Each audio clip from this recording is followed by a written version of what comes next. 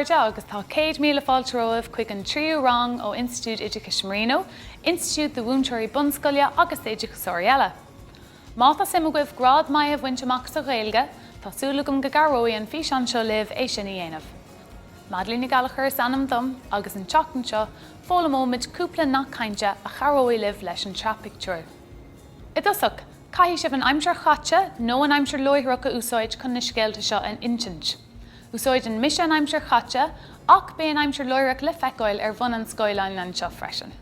Tá scéal leanúnach ag tastáil, tugadh í anamnacha ar na charachtar. Is anamnacha éasca iad Liam, Oisín, Anya agus Una tuisc nach nachraíonn siad sa tuisí ginadeach. Chun cur le leanúnachas an scéal, ná habriagaí sa chéad fictiúr, sa dara pictiúr, nó I pictiúr hain, I pictiúr dó is ar eile.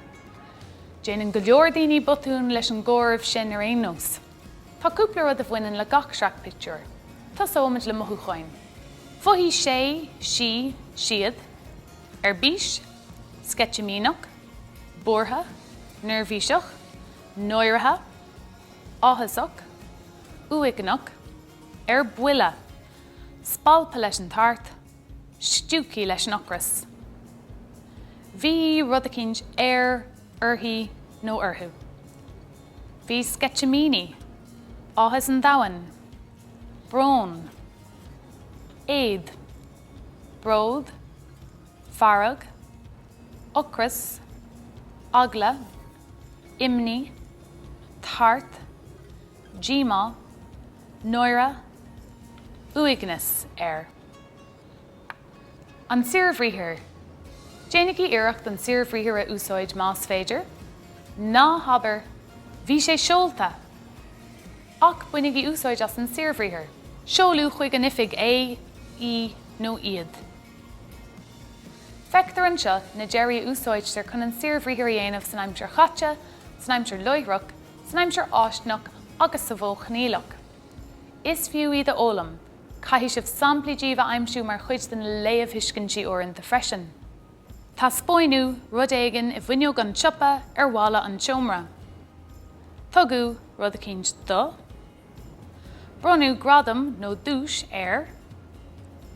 Cuirú réamhacail. Bígí cinnte go úsáideann sibh na réamhacail cearta leis na bríomhra cearta. Tá na samplaí is cuitínta leagaí amach an seo. Sheol sé téacs chuig. Ceannaí sí rud a cinnt do. Thug sé cuireadh do. Thug sé iad béal do. Chuir sé fis air. Chlí sé air. Déach sé air. Chlach sé le. Bhuail sé le. Labhair sé le. Daontí sé le.